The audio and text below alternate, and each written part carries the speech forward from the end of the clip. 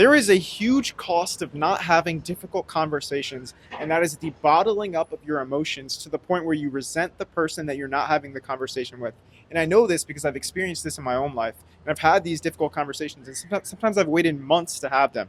For example, I've always wanted to do stand up comedy, right? And I've started doing it over the past few years. But before I started it, I told my parents, like, hey, if you don't support me, I'm going to stop talking to you, which looking back was like kind of harsh, right? But I put off that conversation so much that it became more intense when I finally had it.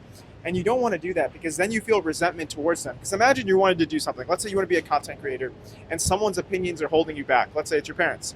Well, you would resent them for the rest of your life if you didn't do it, if you didn't have that difficult conversation. So even if it's for them, then you should do it. Like so many people, the reason that they don't have the difficult conversations, they're trying to spare the other person's feelings, right? Like in this case, like I was trying to spare my parents' feelings, and then you may resent them, which is worse than the conversation because the conversation is only going to be like a few minutes, maybe like an hour long max.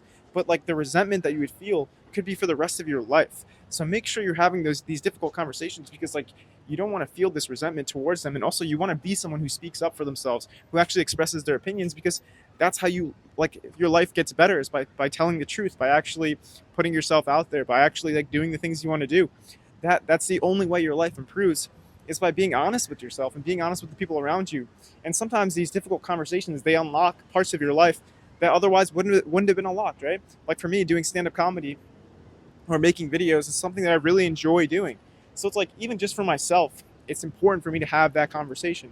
So if there's any conversation that you've been putting off, just think through the consequence of not having it. Think through all the feelings that you would have if you didn't have this conversation. Think of the resentment that you would have towards this person whose feelings you're trying to spare.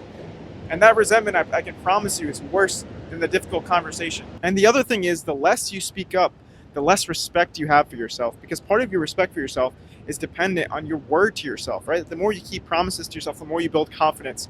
And if you keep a promise to yourself that you're going to have this difficult conversation and you don't follow through with it, then you lose confidence, you lose respect for yourself, because like then you don't trust your word as much. So you might as well just have these difficult conversations when you have the thought. And the more you put it off, the less you'll regret it. And once you have this difficult conversation, the other difficult conversations become easier as well, because you prove to yourself that it's something you can do. Like once I had this conversation with my parents, then difficult conversations with my friends were a lot easier to have in the future, because that's not as bad as having that difficult conversation with my parents, right? And of course, a difficult conversation is not going to be easy. It's literally in the name, right? It's a difficult conversation. But even though it won't be easy, I think it'll be worth it. Life's not easy, but it's worth it. Take care.